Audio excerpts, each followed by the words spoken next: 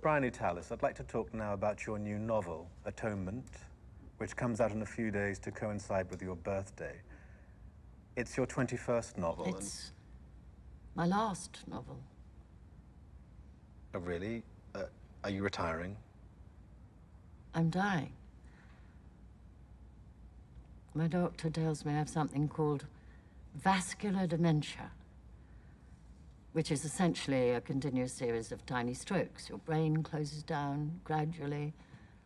You lose words, you lose your memory, which for a writer is pretty much the point.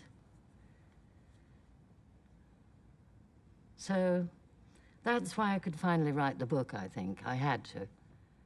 And why, of course, it's my last novel. Strangely enough.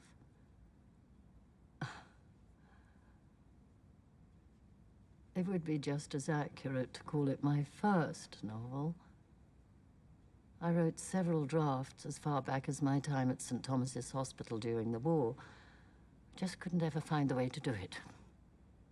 Because the novel is autobiographical, is that right? Yes, entirely. I haven't changed any names, including my own. And was that the problem? No. I had for a very long time decided to tell the absolute truth. No rhymes, no embellishments.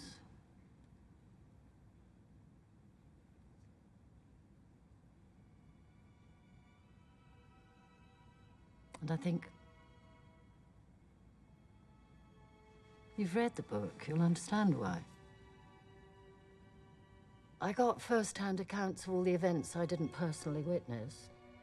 The conditions in prison, the evacuation to Dunkirk, everything. But the effect of all this honesty was rather pitiless, you see. I couldn't any longer imagine what purpose would be served by it. By what, sorry? So by honesty? By honesty. Or reality.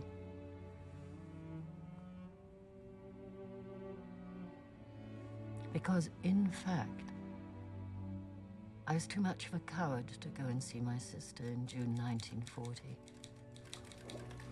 I never made that journey to Balham.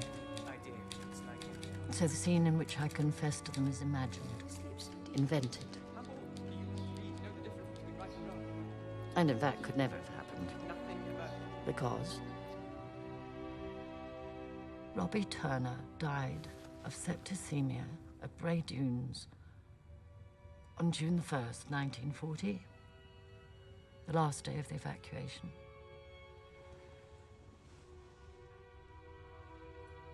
Cheerio, pal.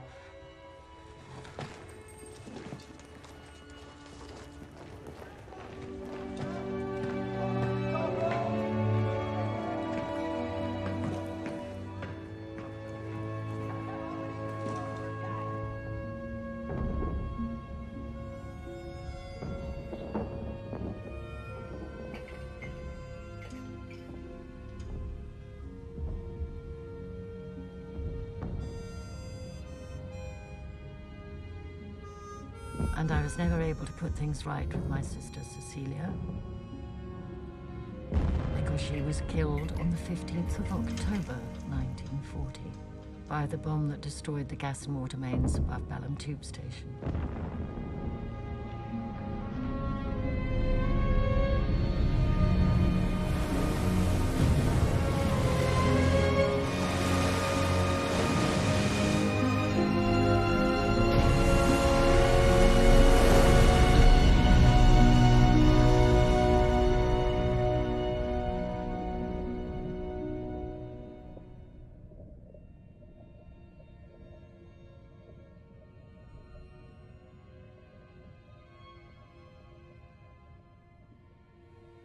So,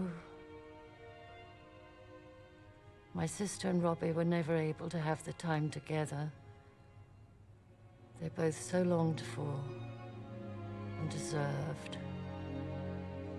and which ever since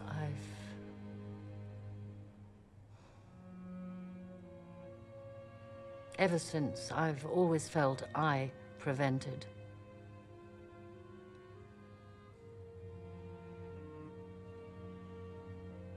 But What sense of hope or satisfaction could a reader derive from an ending like that? So in the book, I wanted to give Robbie and Cecilia what they lost out on in life. I'd like to think this isn't weakness or evasion, but a final act of kindness. I gave them their